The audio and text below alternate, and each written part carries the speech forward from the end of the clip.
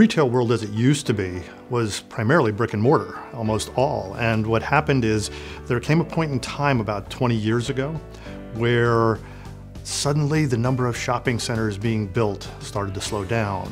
And what happened in retail was, as companies who were traditional brick and mortar retailers started to look forward to their sales and staying in connection with their customer, online became important, but it became important for a different reason, because the growth vehicle that they'd been using for the last 20 years was no longer ahead of them.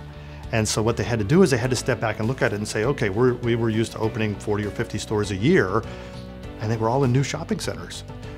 Those shopping centers aren't going to be built now. At the same time, what was happening is companies like Amazon were starting up, and they were starting to get some traction with online trading, and the internet connectivity was starting to get more available to homes.